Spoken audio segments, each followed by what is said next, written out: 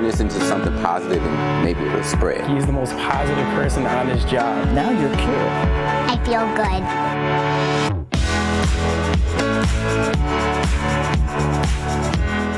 Good morning. I hope you are enjoying your Sunday. One of the primary activities during this pandemic has been to take a walk. So why not learn a little something at the same time? One Milwaukee couple is offering you the chance to do just that, and they did all the research to make it easier for you.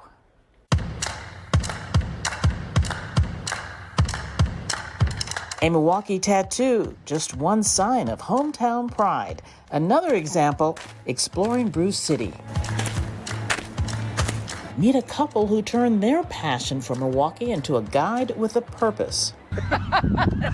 I've lived in Milwaukee my entire life. I've been a writer and editor on Milwaukee for 20 years. I love Milwaukee. And even before the pandemic, I love walking around Milwaukee. That's the genesis behind their new book, Walking Milwaukee, by Molly Snyder and Royal Bravoxeline. It gives you 31 different walking tours in all parts of the city. It's for the adventuresome spirit, the person who really just kind of wants to take some easy walks around Milwaukee and just check out something different and just learn a little history along the way and have some fun. There are some challenging walks too. They're not all that easy. They're ranked according to easy, moderate, and hard. And there are some exterior stairs on the 35th Street Viaduct in our Silver City Walk that might be challenging for some people, but we clearly let people know when it's not going to be that easy of a stroll. Some walks that are really more geared towards families, like on paths, include some paths, and we make sure you walk by, a Purple Door ice cream or something like that where you can stop off. This adventure, in addition to their day jobs, Snyder, editor of On Milwaukee, and Bravoxeline, a PhD college instructor and photojournalist. We just both really love Milwaukee, and we love walking around, and we love getting exercise that way. We love just casual walking. We love city walking. We love urban walking. We like to occasionally do a nature hike, but we're more city people. Their strolls turned into a learning experience. And what we found through this book is that, we familiarize with these 4 very different sides of town in Milwaukee and really found the beauty inside each neighborhood and each side of town. Going to Pigsville, I'd always heard of Pigsville, and it's like, what is Pigsville? Why is it called that? And that's in the book, by the way. And it was just fun to finally go and really see these places. There were some parts of Merrill Park's history that I didn't know. I didn't know anything about the racetrack that used to be there. That was interesting. Writing the book took about a year. Their treks turned up some hidden gems. I was really blown away by the beauty of Northridge Lakes. We have a walk that's inside the actual Northridge Lakes area, and you feel like it is so hard to believe you are on the north side of Milwaukee. You feel like you are in a nature preserve. Sauntering Milwaukee streets as sightseers gave the couple a different view. We would usually just go to Daddy's Soul Food or to the 5 o'clock steakhouse and not really spend a whole lot of time there. We just sort of in and out. And spending more time around there, talking to the people who live in those 3 neighborhoods was really a rewarding experience. It was really important to me to showcase a lot of different Milwaukee streets. And this whole series it's not about nature hikes, it is about urban hiking, which was really important to me, and staying in the city and appreciating the beauty that Milwaukee has. Perhaps by traversing different neighborhoods, we can keep our minds off of the strife of 2020. Think about something other than the challenges that a lot of us are facing right now. It's really, walking has been a savior for us, I think. There was one bump in the sidewalk during their journey. Where we got into the fight was about thinking, which route you should go, where the route should go. Literally, he was like, we should turn left, and I was like, oh no, we have to turn right, And I thought there was going to be so much more of that, because, again, when we both think we're right, we both think we're right. I was right.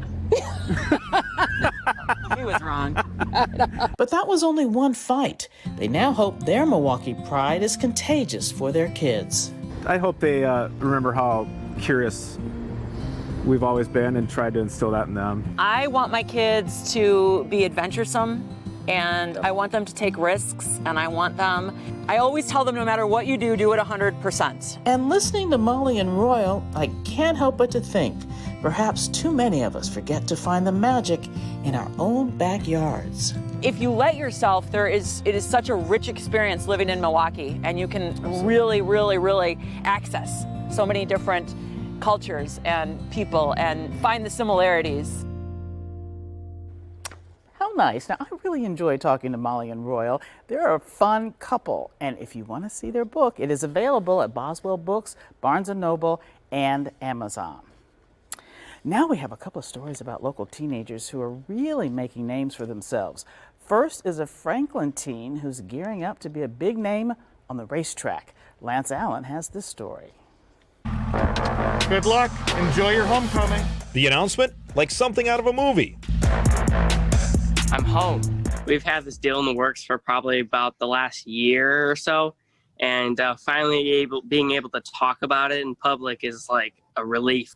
And now Franklin's Sam Mayer will drive for Dale Earnhardt Jr. and JR Motorsports in 2021. Not yet, buddy. Not yet. I usually just like, oh no, it's fine, it's all right. But this one, I'm like, yeah, I'm proud. I really am ecstatic. Sam is 17, and after he turns 18, he'll be in the NASCAR Xfinity Series, one step from the big leagues in Cup. Next year, I'm just going to learn as much as I can and have fun doing it. And then in 2022, plan on going for a championship. Is this like pinch me type stuff? Is this kind of crazy? It really is. Like, I've always heard that saying before, like, oh, pinch me because I'm dreaming. I must be dreaming. I legitimately woke up with this morning. I was like, wait, am I awake or am I still sleeping? Because it felt really weird. Hard to believe, just last year around this time, we showed the 16-year-old getting his road driver's license. I sped up the pace a little bit too, just to the speed limit, obviously. But yeah, I'm doing a lot better than I did on my driver's test. Wise beyond his years, he's on the verge of becoming the next big-name Wisconsin driver. Derek Kraus and all the other people from Wisconsin, like Timon Jeske, that have made it to the top 3 NASCAR series. Everyone looks on them already, and they're already calling them the next Matt Kenseth and all those people. So it's definitely a very big thing to carry on your shoulders. But I mean, I know I could do it because everyone else has confidence in me. Wow, the next Matt Kenseth. That's pretty cool, Sam. We're going to be watching out for you. And now we're going to tell you about a Waukesha teen who wants to show other people that there are different paths to a successful career. Here's James Groh.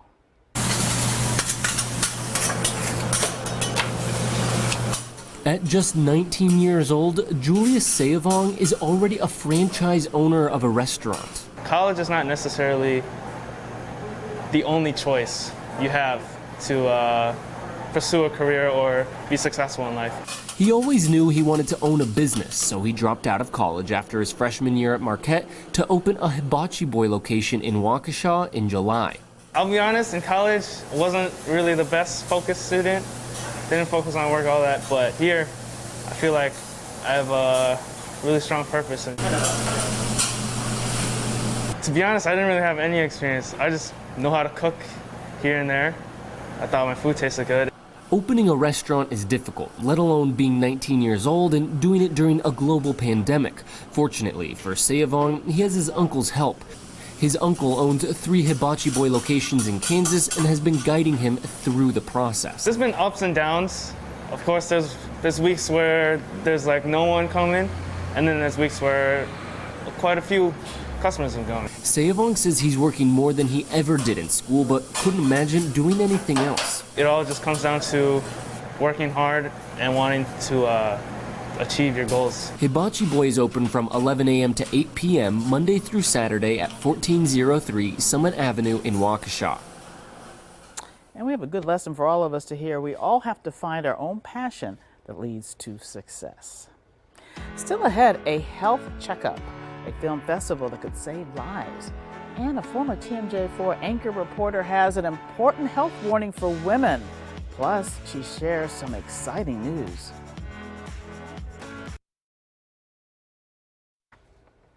Welcome back. There is a film festival going on in Milwaukee that addresses health issues facing people of color. It's Milwaukee Film's Minority Health Film Festival.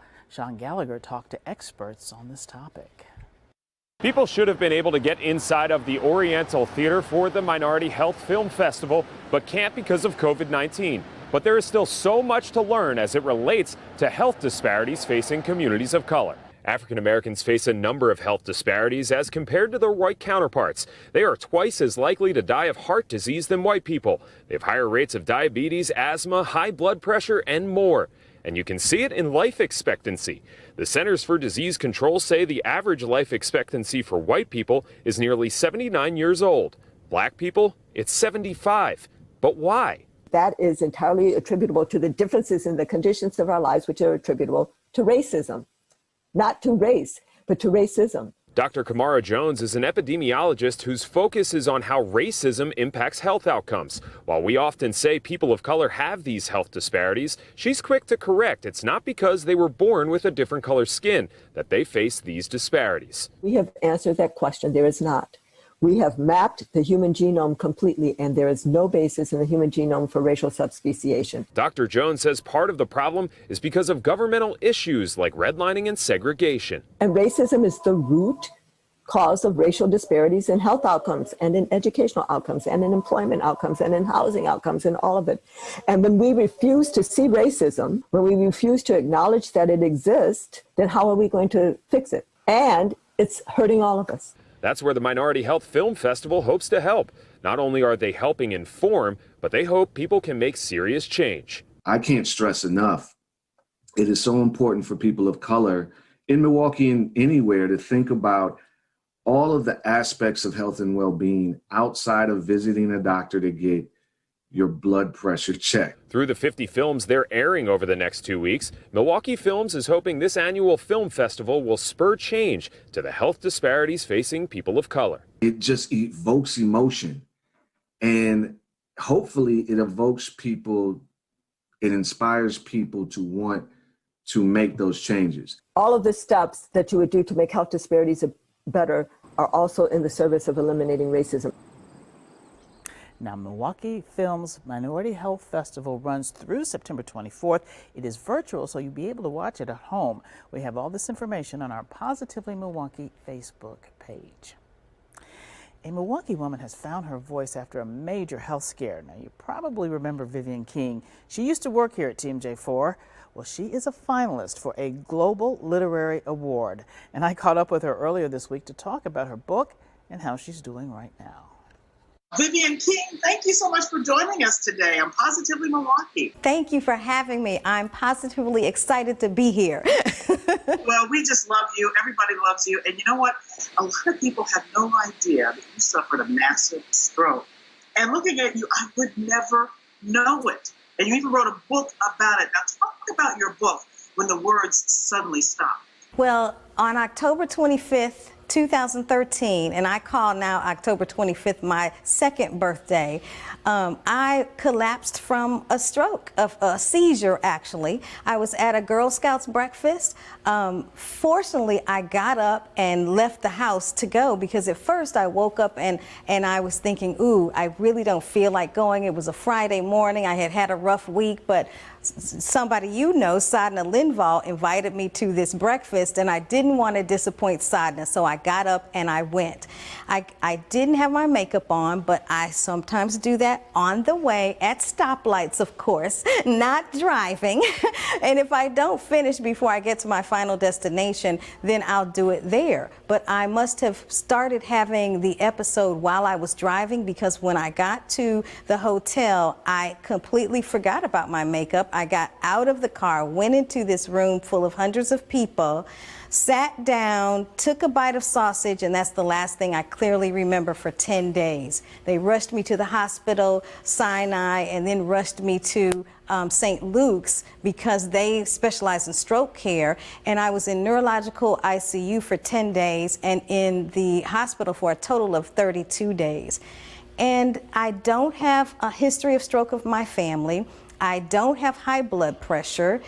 Doctors said birth control pills over the age of 40 is what caused the clot in my brain. It was on the left side of my brain over the part that manages your speech. I couldn't talk for 3.5 weeks. And that's when I decided, or not at that time, but when I looked back, of course, I decided this is the title of the book, When the Words Suddenly Stopped, Finding My Voice Again After a Massive Stroke.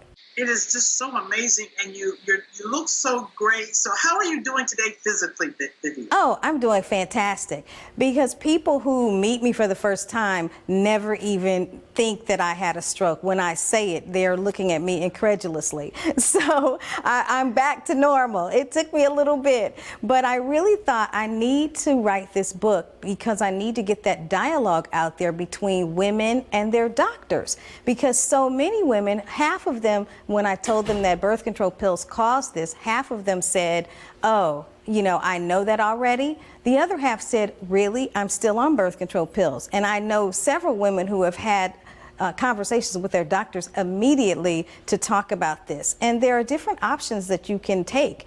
So I feel great, and I just really want to get my message out there. And so I'm glad to be here doing that and to have survived that. And I really think God gave me this story to tell, and he gave me the gift of communication. And so I just combined that to get this story out there. Very important. And you're no doubt saving lives and saving women. And Vivian, now your book is up for a serious award. Very impressive. Talk about that. I'm so excited because my publisher, Author Academy Elite, has a conference every year, and they have what's now called the Author Elite Awards. And so they have 16 categories, and I was accepted in the health category. And so I made the finals, and so there are 6 finalists. And so we will go to the conference, virtually of course, in October.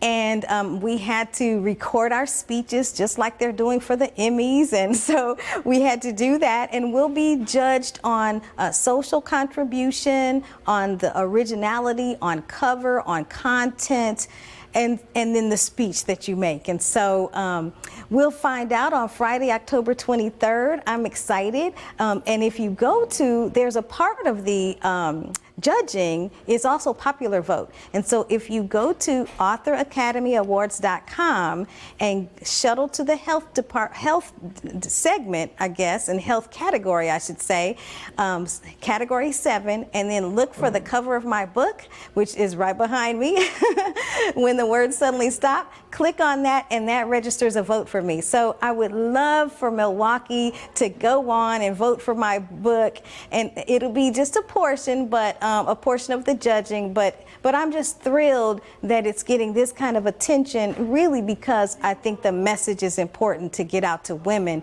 to have this conversation about the link between birth control pills and strokes.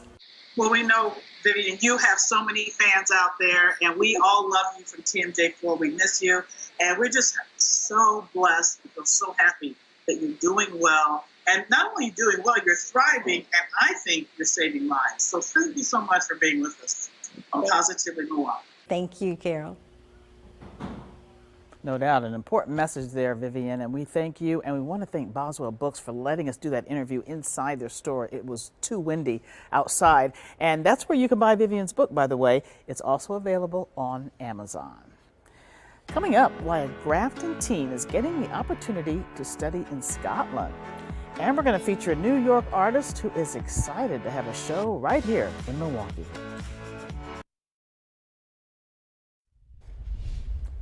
Welcome back. A college student from Grafton has just earned a chance to study in Scotland, and that's giving us all a reason to smile. Xander Lahosik is a sophomore at Ball State University.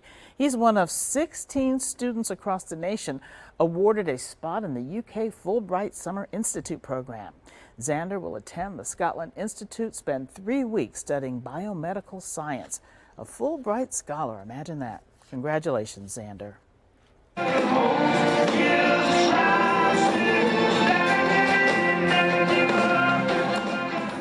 It felt a little like a normal summer at State Fair Park last weekend. The band For King and Country played for a crowd that was socially distanced. It was a drive-in concert. 6 people per vehicle were allowed to watch the concert from their cars. So sort of like old times. Well, a new art exhibit stresses female empowerment. It's called Gatekeepers, and it's on display at 5 Points Art Gallery near 5th and Keefe.